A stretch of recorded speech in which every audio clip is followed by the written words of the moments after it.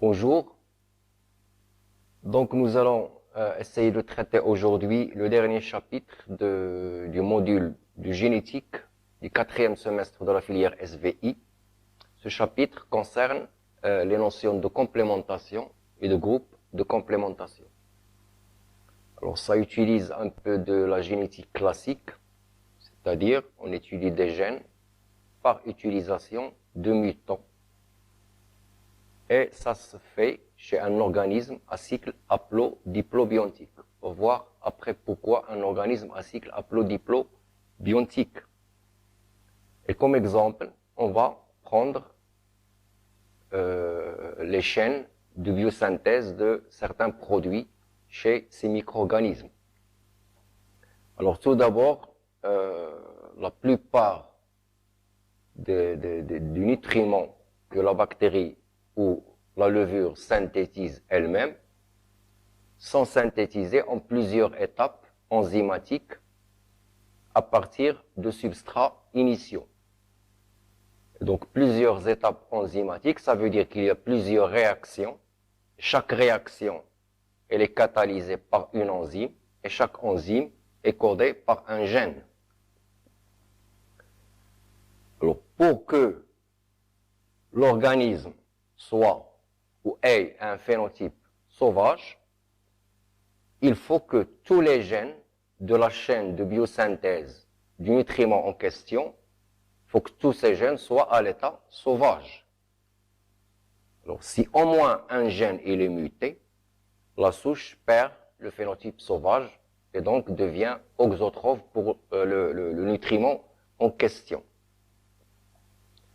Pourquoi? Parce que une mutation d'un gène, c'est un changement de la séquence d'acides nucléiques.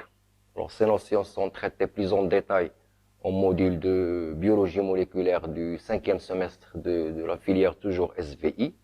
Donc, je disais, une mutation, c'est un changement de la séquence du gène. Ce changement est traduit en changement du polypeptide correspondant. Donc, lorsqu'il s'agit d'une enzyme, l'enzyme, elle est changée, donc soit, ou peut-être même elle est absente, donc l'étape enzymatique n'est pas effectuée et ça provoque l'arrêt de la chaîne de biosynthèse. Alors, comme exemple ici, nous allons prendre la chaîne de biosynthèse des pyrimidines chez la levure Saccharomyces cerevisiae. Il y a un cycle haplodiplobiontique. Donc on voit que cette chaîne, les substrats initiaux, c'est la glutamine, le bicarbonate et l'ATP. Alors ce n'est pas important le nom des produits intermédiaires. Ce qui nous intéresse, c'est qu'il y a 9 gènes. Chaque gène est catalysé par une enzyme et chaque enzyme est codée par un gène. Par exemple, le gène PIR-A code pour la carbamylphosphatase qui permet de transformer ces substrats en aspartate plus carbamylphosphate, par exemple. Jusqu'à la dernière étape, c'est le gène PIR-G qui code pour la CTPase qui permet la synthèse de l'acétidine 5' triphosphate. Donc si dans cette chaîne, au moins un gène est muté, par exemple, ici, le gène PIR-E, s'il est muté, il n'y aura pas d'orythidylphosphatase et donc la chaîne va s'arrêter à l'orotate. Par conséquent, il n'y aura pas de citidine 5' triphosphate et donc il n'y aura pas de phénotype sauvage. La souche deviendra PIR-. Alors la même chose, s'il y a un deuxième gène qui est muté, un gène 2 ou 3, c'est la même chose. Toujours, la souche sera auxotrophe pour les pyrimidines. Donc, dans ce cas-là, lorsqu'elle est mutée pour qu'elle se multiplie, il faut lui additionner dans le milieu les pyrimidines. Alors, ces mutants, en fait, qu'on prépare du chaîne de biosynthèse, elles nous permettent de déterminer combien de gènes sont impliqués dans une chaîne de biosynthèse donnée. Est-ce qu'il y a 3 gènes, 4, 5 ou combien? Et c'est là l'intérêt d'utiliser un micro-organisme à cycle haplodiplobiontique tel que la levure Saccharomyces cerevisiae. Alors, le cycle de cet organisme, il peut emprunter soit une reproduction asexuée, donc par bourgeonnement, par mitose simple, ou une reproduction sexuée, donc qui passe par la fécondation. Donc c'est un schéma très simple ici. On montre des cellules A. Donc A, c'est un signe sexuel de la levure. Ces cellules sont à N chromosomes. Et des cellules alpha, c'est l'autre signe sexuel. Et aussi, on a N chromosomes. Alors la fécondation va donner le zygote qui a 2 N chromosomes. Ce zygote va soit subir des mitoses pour donner des cellules à 2 N chromosomes, donc c'est une reproduction asexuée, soit il va subir la méiose pour donner des asques, et les asques contiennent les spores qui sont des cellules à N chromosomes. Ces spores, ils vont soit subir des mitoses pour donner des cellules à N chromosomes, soit entrer dans un cycle de fécondation, comme ici au départ. Donc cette levure nous permet d'étudier en même temps les cellules à N chromosomes issues de la méiose et des cellules à 2 N chromosomes issues de la mitose du zygote. Alors tout d'abord, pour déterminer ce nombre de gènes impliqués dans une chaîne de biosynthèse donnée, il faut tout d'abord avoir des mutants, puisqu'au départ on a dit que ça se fait par utilisation de mutants. Donc il s'agit d'exposer la souche sauvage à un agent mutagène, tel que les rayons ultraviolets, c'est ce qu'on utilise le plus souvent, sur un milieu complet. Ensuite, on fait un repiquage du milieu complet vers un milieu minimum. Sur ce milieu minimum, on sélectionne les mutants. Et ensuite, la dernière étape, c'est d'isoler les mutants qui sont mutés au niveau de la chaîne de biosynthèse des pyrimidines. Ça veut dire qu'ils sont pire-moins. Alors, comment on reconnaît une souche pire plus d'une souche pire moins? Tout simplement en regardant est-ce qu'elle se multiplie ou non sur milieu minimum. Alors, tout d'abord, il est à rappeler que le milieu complet sur lequel on fait la mutation induite, donc sur lequel on expose la souche à l'agent mutagène, c'est un milieu qui contient tous les nutriments dont la cellule a besoin. C'est-à-dire que même si la cellule est mutée au niveau d'une ou de plusieurs chaînes de biosynthèse, elle peut se multiplier sur milieu complet.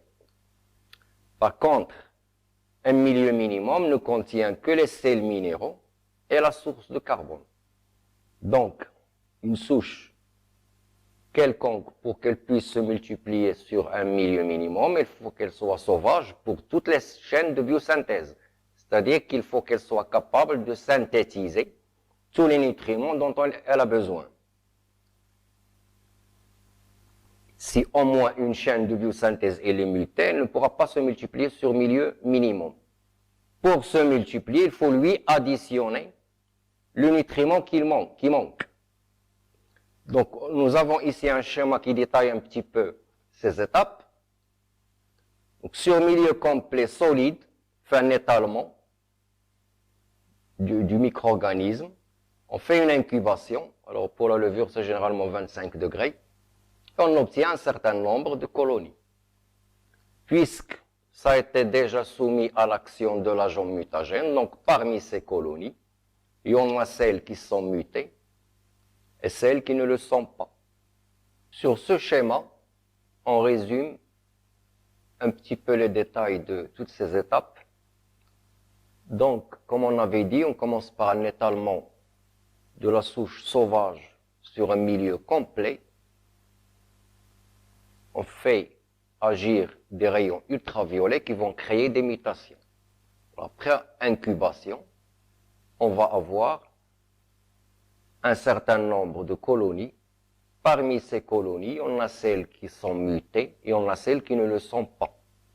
Pour le savoir, on doit faire ce qu'on appelle un repiquage sur un milieu minimum. Je répète que le milieu minimum, c'est un milieu sur lequel une souche mutée au niveau de l'une de ces chaînes de biosynthèse, elle ne pourra pas se multiplier. Alors ici, on voit que quelques colonies se sont multipliées ici, elles sont indiquées en rouge, et ne se sont pas multipliées sur le milieu minimum. Donc ces colonies possèdent des mutations.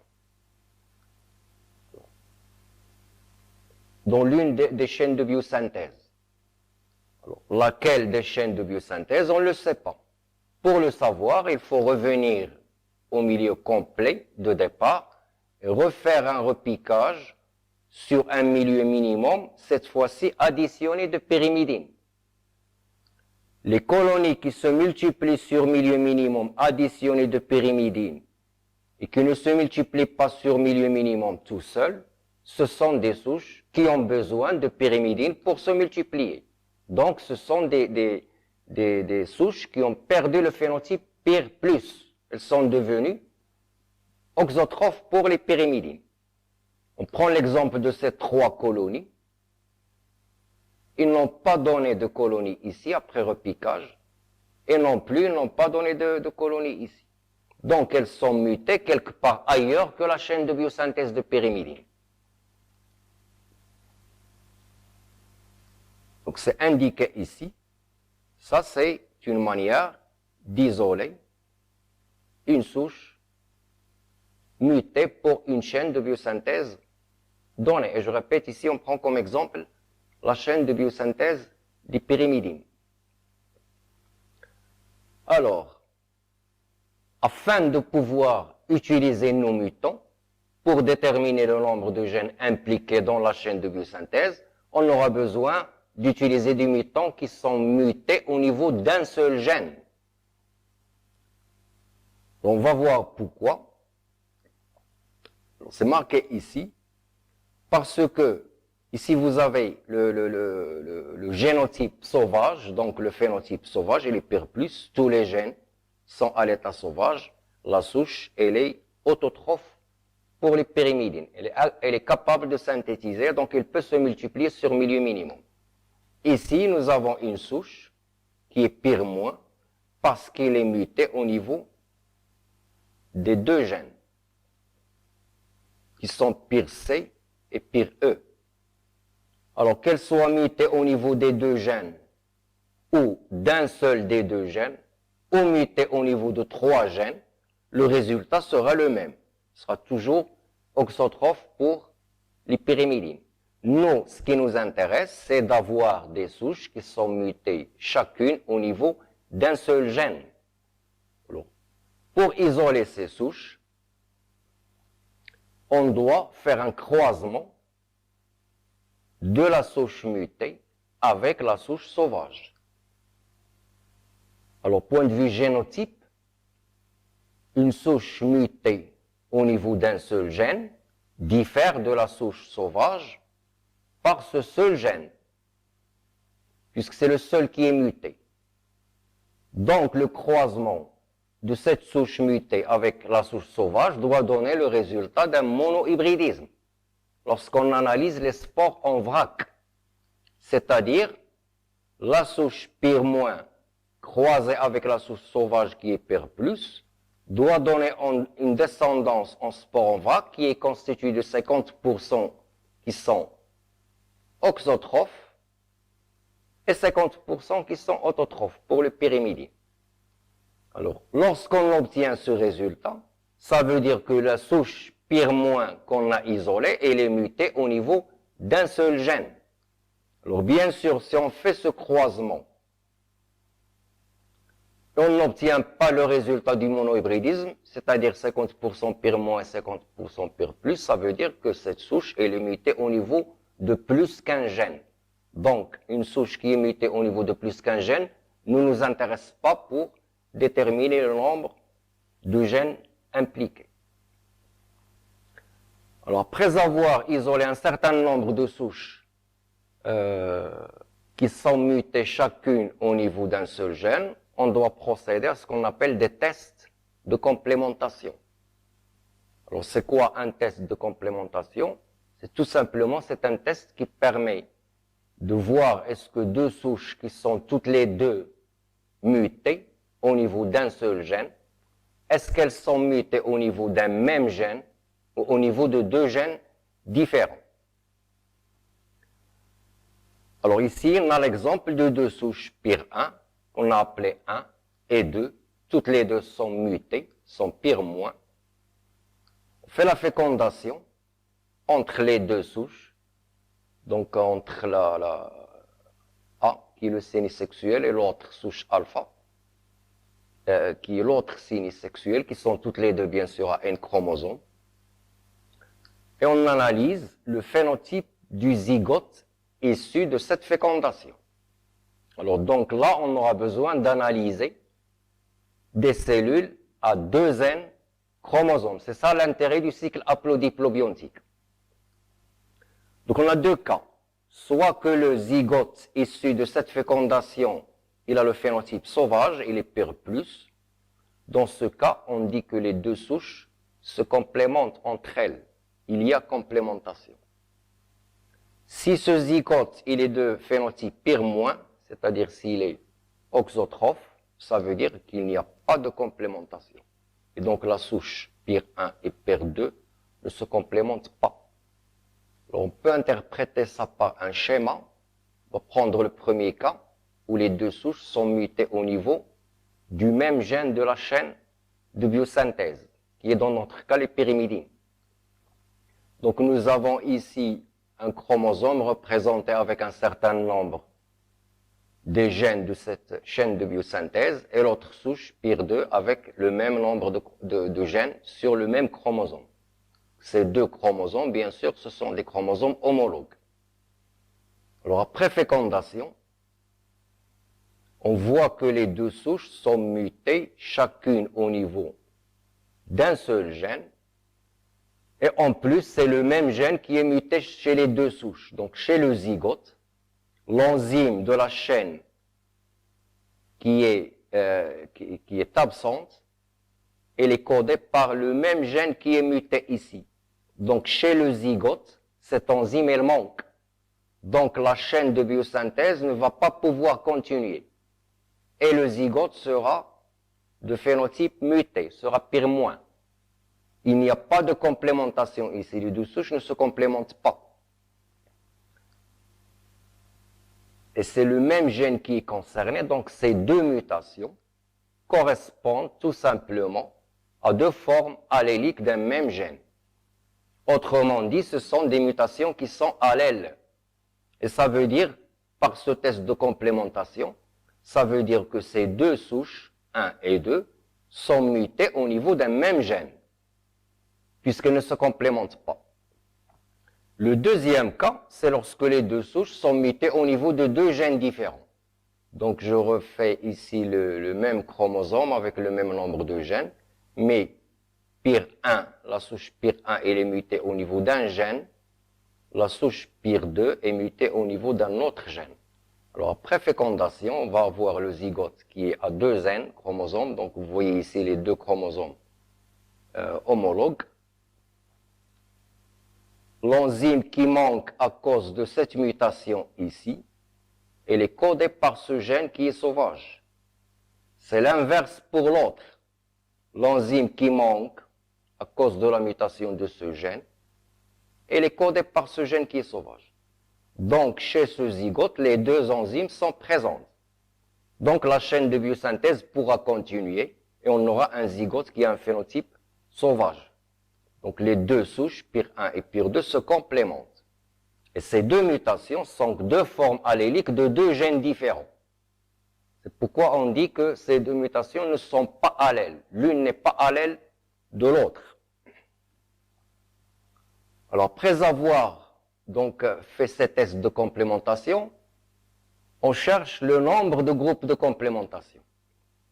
Alors, un groupe de complémentation, on le détermine, ou ces groupes de complémentation, on les détermine en croisant toutes les souches isolées, mutées chacune au niveau d'un seul gène, on les croise 2 à 2, et on regarde le phénotype du zygote. Alors, s'il est PIR+, on lui donne un signe plus, s'il est PIR-, on lui donne un signe moins. Alors, je répète, ces choses sont croisées toutes entre elles 2 à 2. Alors, sur ce tableau, on a donné l'exemple de 10 souches, donc de 1 jusqu'à 10. Et ici, la même chose, les mêmes souches. Alors, je précise ici, ce n'est pas le numéro des gènes, c'est le numéro des souches. Donc, elle dit pire 1, pire 2, pire 3, pire 4, jusqu'à pire 10. Les mêmes souches sont représentées ici. Alors, lorsqu'on croise, on va croiser, j'ai dit les souches, entre elles 2 à 2. Donc, 1 avec 2, 1 avec 3, jusqu'à 1 avec 10. La même chose pour 2, avec 1, avec 3, avec 4, jusqu'à 10. Et la même chose pour le reste. Alors, quand il y a un signe plus, ça veut dire qu'il y a complémentation. Ça veut dire que les deux souches testées sont mutées au niveau de 2 gènes différents. S'il y a un signe moins, ça veut dire que les deux souches testées sont mutées au niveau d'un même gène, parce qu'il n'y a pas complémentation. Et on cherche sur ce tableau le nombre de groupes de complémentation. Alors, qu'est-ce que c'est qu'un groupe de complémentation? C'est l'ensemble des souches qui ne se complémentent pas entre elles, mais qui se complémentent avec toutes les autres souches. Par exemple, alors ce qui est moins ici, c'est marqué en rouge. Par exemple, si on prend la souche 1, elle ne se complémente pas avec elle-même, ça c'est évident. C'est pourquoi d'ailleurs sur la diagonale, il n'y a que des signes moins, parce qu'aucune souche ne peut se complémenter avec elle-même, puisque c'est la même mutation qui sera croisée avec elle-même. Alors 1, je continue, ne se complémente pas avec 4, il ne se complémente pas avec 6. Mais il se complémente avec 2, 3, 5, 7, 8, 9 et 10. Donc il se complémente avec toutes les souches, sauf avec 4 et 6. Si je prends 4, il ne se complémente pas avec elle-même non plus, il ne se complémente pas avec 6. Il se complémente avec tout le reste. Ça veut dire que les souches 1, 4 et 6 ne se complémentent pas avec elles, mais se complémentent avec tous les 7 autres souches qui restent. Donc 1, 4 et 6 constituent ce qu'on appelle un groupe de complémentation. Ça veut dire quoi? Ça veut dire que ces 3 souches, 1, 4 et 6, sont toutes les 3 mutées au niveau d'un même gène, et ce gène, il est différent de ceux qui sont mutés chez les autres souches, puisqu'il y a complémentation avec toutes les autres. Alors la même chose se passe pour les souches 5 et 2. Alors 2 ne se complémente pas avec 5, ne se complémente pas avec elle-même bien sûr, mais se complémente avec toutes les autres. 5, la même chose ici, ne se complémente pas avec elle-même, elle se complémente avec toutes les autres. Donc, les souches 5 et 2 constituent un autre groupe de complémentation. Alors, le même principe s'applique sur les souches 3, 7 et 8. Vous voyez, 3 ne se complémente pas avec elle-même, bien sûr, ne se complémente pas avec 7, ni avec 8. Elle se complémente avec toutes les autres. Donc 3, 7, 8, c'est un troisième groupe de complémentation. Et finalement, nous avons le dernier groupe de complémentation qui contient les souches 9 et 10. Alors, certainement, on remarque que seulement la moitié du tableau qui est rempli, parce que si on remplit ici, ce sera la même chose. C'est le symétrique. Donc, on n'a pas besoin de remplir l'autre. Alors, si on veut reporter ça sur un génotype, ce résultat, on aura ça. Donc, ça, c'est un exemple, c'est un schéma. Dans cette étude, nous avons testé 10 souches. Chaque souche est représentée par un trait donc, qui représente le chromosome et les gènes qu'on a. Alors, les souches 1, 4 et 6 ne se complémentent pas entre elles. Ça veut dire qu'elles sont mutées au niveau d'un même gène, toutes les 3. Ce gène est différent de celui muté chez toutes les autres souches.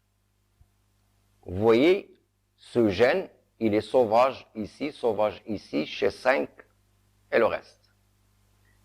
Les souches 2 et 5 ne se complémentent pas entre elles et se complémentent avec toutes les autres. Elles constituent un deuxième groupe de complémentation. Donc ces souches 2 et 5 sont mutées toutes les deux au niveau d'un même gène et ce gène il est différent de ceux qui sont mutés chez les autres.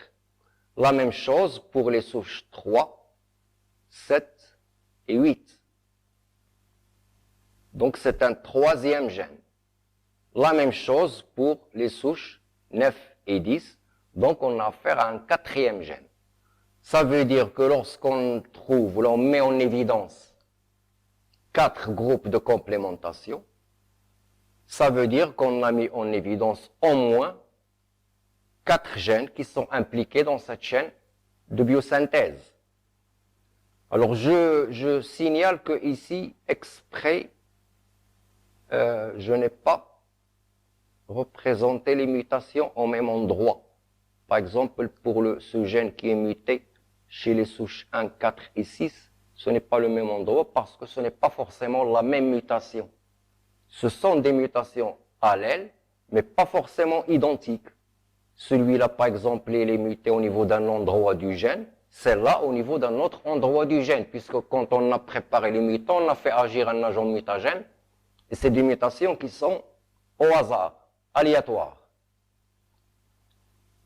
Alors, cette étude, donc, nous a permis de montrer que dans cette chaîne de biosynthèse qu'on utilise, il y a au moins 4 gènes qui sont impliqués. Je n'ai pas dit il y a 4 gènes. Pourquoi? Parce que 10 souches, c'est un nombre insuffisant pour avoir, je veux dire, une étude exhaustive, pour couvrir tous les gènes qui sont impliqués.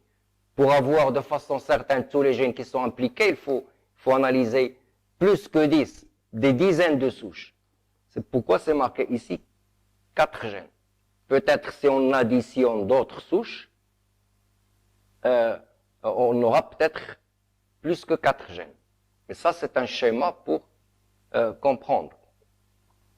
Alors, pourquoi est-ce que tout à l'heure, on a dit qu'on a besoin de souches qui sont mutées au niveau d'un seul gène? Parce qu'une souche qui est mutée au niveau de 2 gènes ne peut pas servir ici. Pourquoi? Parce que, tout simplement par un schéma, si je prends la souche 1, par exemple, elle est mutée, les autres gènes, sont sauvages, elles ne se complémentent pas avec la souche 4, par exemple, ici la souche 1, ici la souche 4. Maintenant, si je prends la souche 2, par exemple, elle est mutée ici, par exemple. Si je prends une souche numéro 11, qui ne figure pas ici, et qui est mutée au niveau de 2 gènes, alors on aura ça. 11, par exemple, elle est mutée au niveau de ce gène, la même chose que 1 et 4, et elle est aussi mutée au niveau de ce gène. La même chose que 2. Donc cette souche ne va se complémenter ni avec 1 et 4, ni avec 2. Donc il ne va pas servir pour déterminer le nombre de groupes de complémentation. C'est pourquoi ici, on était obligé de sélectionner des souches qui sont mutées au niveau d'un seul gène. Et donc ce sera terminé pour ce chapitre.